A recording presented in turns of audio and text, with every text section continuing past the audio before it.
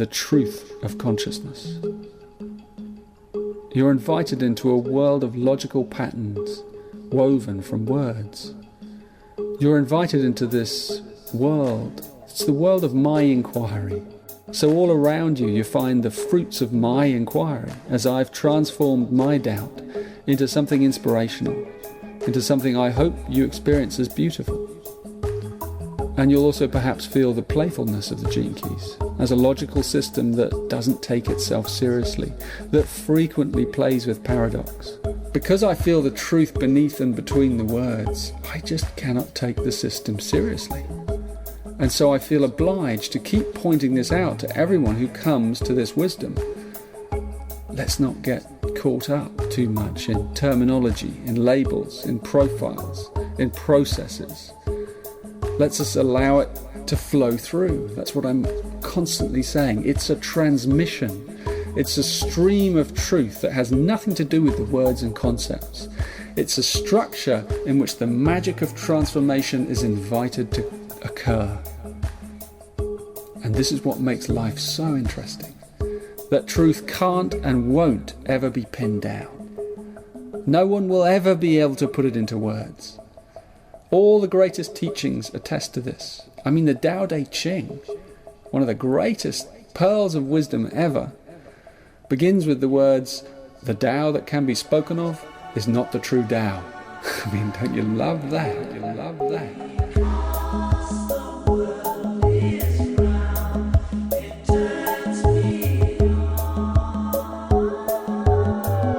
This is Infants on Thrones. Baby steps. You want someone to preach to you. The philosophies of men. I like magical toys. You want religion, do you? Mingled with humor. I don't believe in them. There will be many willing to preach to you the philosophies of men mingled with humor. We are evolving. Baby steps.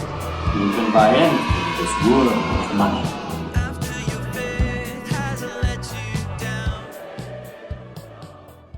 Look for the good in everything. Look for the people who will set your soul free. It always seems impossible until it's done. Look for the good in everyone. Welcome back to Infants on Thrones. I'm Glenn Ostland, and this is episode 782. Finally, the one true truth. And I know it's a long time coming, but finally, Infants on Thrones, we've got it, ready to present it to the world today on my birthday. Yes, today's my birthday. And so, as a gift to myself, I wrote a little something that I want to share with all of you. And I wrote this today as I was sitting in my bathtub, as I normally do, take a bath and get ideas and start writing. And so this is the one true truth. Here we go. I grew up in a religion that taught me that there was one true truth. One true truth that had been revealed directly from God to a prophet, and then through that prophet to us. Or at least to those of us who would listen and accept the truthfulness of this one true truth. One true truth that brings with it not only salvation in this life and the next, but exaltation as well. Exaltation on the path to godhood. A one true truth with an eternal perspective that can reveal everything we need to know about God's work and glory, which is to bring to pass the immortality and eternal life of man. Yes, I grew up believing that I had the one true truth. And it basically boiled down to this: we are right and everyone else is wrong. People who do not understand God the way that we understand God are wrong. People who go water skiing on Sundays are wrong. People who think baptism can be done by sprinkling instead of immersion are wrong. People who drink coffee are wrong. People who think that the Book of Mormon and the Bible are not literally true, as long as they're translated correctly, are wrong. etc., etc. The list of specifics could go on and on. But the impact that all of these ideas and beliefs had on my adolescent mind is that difference is not just difference, it's wrong. Well, maybe not wrong. The word that they often used was unworthy, without worth, worthless. That's right. When you get right down to it, the one true truth that I was taught over and over again in all different flavors, shapes, and sizes as I was growing up in the Church of Jesus Christ of Latter-day Saints is that God loves everyone, yeah, sure, but difference is wrong, and wrongness robs you of your worth. And, oh yeah, calling them Mormons instead of members of the Church of Jesus Christ of Latter-day Saints, well, apparently God has said that that's now wrong too. So, don't be wrong. Don't be worthless. Don't be different. But we can't really help being different, can we? I mean, some people are able to keep their differences safely within the boundaries of what's accepted by the group. But others of us, we actually thrive by exploring those things that make us different. Some of us thrive by pushing against those social norms, kind of like the way a butterfly pushes against and ultimately breaks out of its cocoon. Even though we end up struggling to learn how to use these new, strange wing things that we didn't have before, and didn't even realize that we had the potential of growing from inside of us all along. But the one true truth that I was taught of the Mormon Church is that many people seek for God and speak of Him with their lips, but their hearts are far from Him. The subtext here is that our hearts should be near God. Our hearts should be connected to God. But how can that happen when differences mean wrongness, when differences can destroy a person's worth? Or at least, the way that I perceive difference can distort the worth of someone else within my own mind, with the way that I feel about them, or even the way that I feel about myself. Which is why I ultimately left the Mormon Church.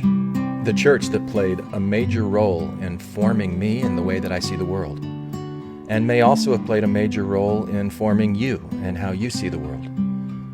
So, I hope that you'll forgive me for what I'm about to say next, because I have discovered the real one true truth. Yeah, that's right. It's true. I know. It's all just bullshit, and no one can really know everything. There's no such thing as one true truth, right? At least not one that any of us knows. Except that whether we know it or not, it really does exist. Except that you actually just heard it. And I'm going to tell you a little bit more about it now. And don't worry, your worth does not depend on whether you agree with what I'm about to say or not. In fact, as far as I'm concerned, I find far more worth in people who disagree with me and tell me why they disagree with me than people who just nod and smile and say, yeah, me too, that was great. Because those differences of opinion, that contrast in what other people think and feel as compared to what I think and feel, that's really the best way that I've discovered to figure out who I am and what I think and what I feel and what I want in this life. And you know what I want in this life? I want peace. I want inner peace for me. I want outer peace for everybody else. Yes, I want world peace. And I've never even competed in a beauty pageant. So how can I create that peace in myself? What can I do? It means that I need to dissolve anything within myself that disrupts that inner peace. Any lies that I've believed, any misjudgments that I've made, every single fiction that I've ever heard or created that blocks me from feeling peace. Any way of viewing reality that makes it something other than what it actually is. And there are layers upon layers of all of this distorted stuff inside of me, inside of my mind, inside of my psyche. And I want to dissolve it all, to transmute whatever is opaque into something that is transparent, the alchemy of mind. Anything and everything that exists as a neural pathway in my brain, a bird's nest of filters that obstruct and distort truth. Because there truly is only one true truth. Only one truth that is complete and whole. Only one truth that is pure. Only one truth that can neither be rejected nor denied. There's only one true, complete, unpolluted truth that can never be improved upon, never be corrected or updated by new discoveries that yield new, better data, because the very possibility of discovery which yields new and better data is a foundational bedrock of this one true truth. If it were not possible to discover new, previously unknown things, this one true truth would not be true. The discovery of new things is, of course, not the same thing as the creation of new things. DNA, for example, clearly existed within the nucleus of every cell in every living thing long before any human could ever even imagine the possibility of something like DNA, let alone discover it. And we're still scratching the surface on what that is, how it's formed, and how it's shaped as it interacts with the environment and the changes around us over time. This one true truth is what makes it possible to learn, to grow, to discover things that we have otherwise been ignorant of, aspects of reality that we are simply unaware of and blind to, until we're not. This one true truth motivates all scientific inquiry, all religious and spiritual inquiry, all pseudoscientific inquiry. Yes, that's what I previously said. This one true truth is the root cause of all of the pain and fear in this world, all of the anxiety and suffering in our minds, all of the shame, guilt, and anger in our hearts. It's a truth that's easy to see in everyone else, but not always so easy to see in ourselves, and not always so pleasant to accept once we do. Now, I could tell you that this one true truth is that no matter what you think you know, you really don't know anything. But that would not be a completely accurate or true representation of this one true truth, because you do know what you know, obviously. It's just that when you compare everything that you know against everything that there is to know that you don't know, well, statistically speaking, what you know is about as close to nothing as you could actually get without it being nothing. To put it in mathematical terms, what is the percentage of things that you do know compared to the things that you do not know? You remember how to make a percentage, right? It's a fraction with a numerator on top and a denominator below. So if I have a large chocolate cake and I cut it into 10 thin slices and I give you one slice, that's 1/10, or 10% of the whole chocolate cake. So put everything that you know as the numerator up on top, and let's call that X. And then put everything that you do not know as the denominator and call that Y. So what number do you think, what percentage would accurately represent what you actually truly know, for sure, without any mistakes or margins of error, compared with everything else that you do not know? And once again, keep in mind that what you do not know includes things that really do exist. You simply are unaware of them. And keep in mind that existence itself is infinitely expanding at a rate that, well, we simply cannot know, because the chocolate cake of our universe is constantly expanding. Stars are constantly forming and dying. Galaxies and solar systems are breeding grounds for forms of existence that we can barely even begin to imagine. There is more that you don't know than what you do know. Much more. It's not even close, actually. Now, if I ever forget this one true truth, that what I know is only a fraction of everything that there is to know, and anything that I currently do not know could fundamentally change everything that I do know, if I forget this, then I run the risk of building rigid, opaque, dogmatic fictions that distort reality and make me feel that different is wrong and wrong is unworthy. And I've already been there. I've done that. That's not where I want to be anymore. And today is my birthday. I am 50 years old today. Kind of. I mean, the average lifespan of every cell in my body is about 7 years. And the atoms that make up those cells, well, they were created in the sun. either this sun that's at the center of our solar system or a sun from some other galaxy somewhere far away, and who knows how many of those atoms existed even before this Earth was formed over 4.8 billion years ago. And then, of course, the subatomic energy that forms those atoms, well, that's the same subatomic energy that emerged from the Big Bang 13.8 billion years ago and creates everything that we experience as space and time. So who knows how old any of that actually is? And all of those things working together in really interesting and complicated ways that I can barely understand, all of that is what makes the me that is turning 50 today. And it's also the same thing that is working together that makes you, you.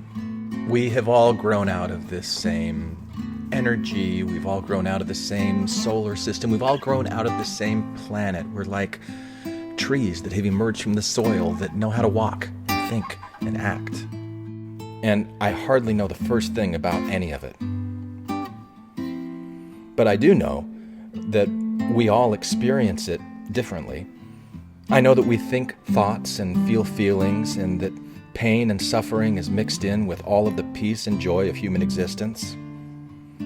I know that the thoughts that I think influence the feelings that I feel, and that the feelings that I feel influence the thoughts that I think, and that most of those are unconscious neural processes operating outside of my awareness, but that this brain of mine has evolved a kind of metacognitive self-awareness where I can be aware that I'm aware, and even be aware that I'm aware that I'm aware. At least aware that I'm aware of a fraction of my thoughts and feelings, as well as a fraction of everything else that exists within the fabric of space and time. And I know that I can increase that metacognitive ability to focus and be aware, and that as I do this, I'll get better at getting out of my own way when it comes to letting go of all of the fictions that I've clung to in my mind, as if they were pure, complete, unalterable truths. And I've come a long way in my 50 years to become aware of this, and I've got a lot of work to do in the time that I have left to try to get to this place where I really can create peace in any situation. The ultimate birthday gift, wouldn't you say? So, happy birthday to me, to whatever this 50-year-old consciousness is that has been formed by the interconnectedness of all things that are. Thank you for sharing this day with me. Thank you for sharing my thoughts with me. Chocolate cake for everyone. And now a little song sung to me by my brother. Thank you, brother. I only know a fraction of you too, don't I? I love you. Happy birthday. Happy birthday. Death, destruction, and despair. People dying everywhere. Happy birthday. Huh! Happy birthday. Huh!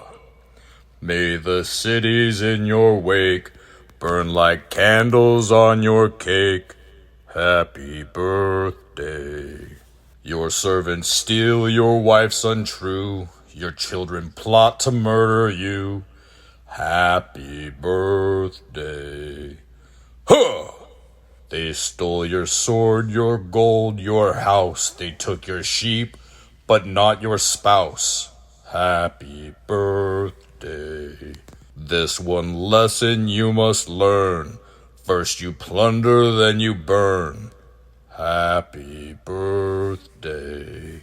Indigestion's what you get from the enemies you ate. May the children in your street be your barbecuing meat. Children dying far and near. They say that cancer's caused by beer. Typhoid, plague, and polio. Coffins lined up in a row. Pestilences struck your town. You yourself feel quite run down. Happy birthday. So you've aged another year. Now you know that death is near. When you've reached this age, you know that the mind is first to go. See the wrinkles on your face. like the pattern of fine lace. Soon your hair will all turn gray, then fall out, or so they say. Now you are the age you are, your demise cannot be far. Birthdays come but once a year, making time as death draws near. Now another year is past, don't look now, they're going fast. It's your birthday, never fear, you could be dead this time next year. Happy birthday.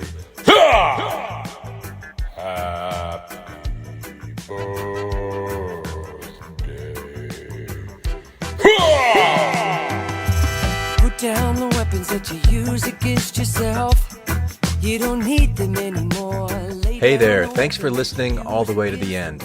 Now, I really hope that you enjoyed today's episode. I have more to say about this topic, and I'm going to do that with a follow-up behind-the-scenes sharing time episode on Patreon. So, if you're in a position where you can throw me a few dollars each month to support the work that I put into creating this podcast, please come and support me on Patreon, where you'll also get access to additional content. Did you know that I also create sharing time episodes that are available only to Patreon subscribers? I've been doing that for a few years, so there's a lot of content there that you can have access to. So please come and support this podcast if you can. I greatly appreciate it. Hi, this is Hillary. Matthew, Ryan, Carol, Keith, Ashley, and I like to play bingo online while listening to Infants on Thrones. You can comment on this episode on the website, infantsonthrones.com. And if you really like what you hear, give the Quorum a 5-star rating and write a short review on iTunes. I did. Anyone for the closing prayer? My worst crime is an inside job. Dark thoughts taking over like an inside mob. I tune into the scene between the eyes and take a breath. Thank you for listening to Infants on Thrones. I sit still and watch the thoughts float past me. Never mind the future, never mind what the past be. I like to jump and let the universe catch me. 3, 4, watch the beauty blow past me. I keep my pockets light, destination in sight. Keep my actions elevated to compassionate heights. I'm walking past the fight, laying down on Sunday night. Choosing love when I pick up this mic.